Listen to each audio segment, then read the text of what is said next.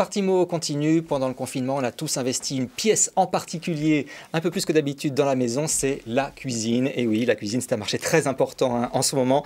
On en parle avec vous. Élodie Coutan, bonjour. Bonjour Gilane. Directrice générale de Ixina France. Vous proposez des cuisines. Quel type de cuisine d'ailleurs? Alors on propose des cuisines équipées, sur mesure. Donc on est capable de vous fournir évidemment toute la cuisine, tous les meubles, mais également l'électroménager, les sanitaires, les plans de travail, avec tout type de matériaux.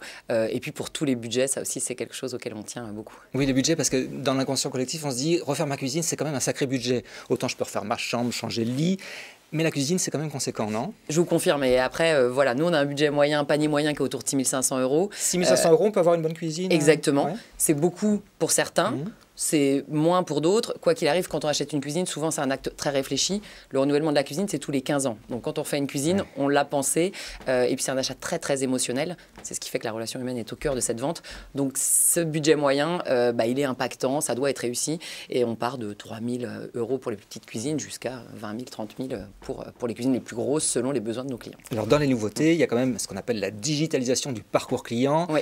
Jusqu'à présent, on allait toujours voir son cuisiniste, on discute avec lui. Maintenant, ça se fait sur Internet, par ordinateur, comment? Alors, ça commence à se faire, c'est-à-dire que c'est quelque chose qu'on ne faisait pas du tout avant. Par la force des choses, forcément, le confinement est arrivé. Donc, comment on fait? On s'est posé la question pour être toujours disponible pour nos clients, parce qu'ils ont toujours besoin de leur cuisine. Ils ont des achats, ils s'installent.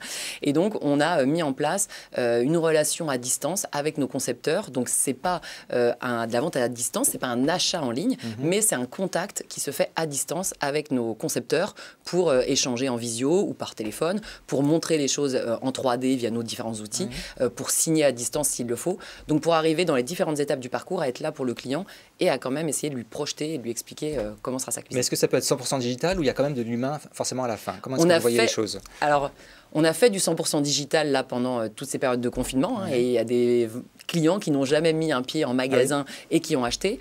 Je pense que ce n'est pas le cœur de notre métier parce que, comme je disais tout à l'heure, c'est un achat impactant, émotionnel. Donc on a envie de voir, on a envie de toucher, on a envie d'être rassuré. La rassurance chez nous est important et la relation humaine est forte. C'est un produit qui n'est pas fini, donc il faut aussi l'expliquer. Donc pour moi, la digitalisation sera, on va dire, quelque chose en plus dans le parcours. Ce n'est pas forcément un parcours 100% digital, ça va être un parcours figital, un mélange entre j'ai envie de prendre rendez-vous à distance, mais j'ai envie de voir mon concepteur pour le premier rendez-vous, ou je vais faire le premier rendez-vous à distance, et puis j'irai en magasin après pour confirmer que je veux bien cette couleur de façade, ce plan de travail, etc. Est-ce que la cuisine post-Covid est différente de la cuisine avant le Covid? Est-ce qu'on vous demande des choses différentes? Pas spécifiquement. Ce qui change vraiment, c'est qu'effectivement, on s'est rendu compte que notre intérieur, on y passait beaucoup de temps, qu'on passe du temps chez soi et qu'on a envie d'y être bien. Et donc, j'ai envie de dire, ce qui est vraiment différent, c'est, même si le marché était déjà dynamique, là, c'est cet engouement qu'ont les Français pour se dire, je veux faire une cuisine sympa où je vais passer du temps. Après, les différences qu'il peut y avoir, c'est qu'effectivement, on y travaille parfois plus qu'avant, à cause du télétravail. C'est une pièce de parfait travail. Donc voilà, mais sinon, on a toujours les mêmes envies, les mêmes besoins. Alors, un secteur en plein boom, on le voit dans la filière 3000 recrutements. Est-ce que chez vous aussi, vous allez recruter? Oui, on recrute à tous les niveaux parce qu'en magasin, déjà, on a besoin de concepteurs, on a besoin de poseurs.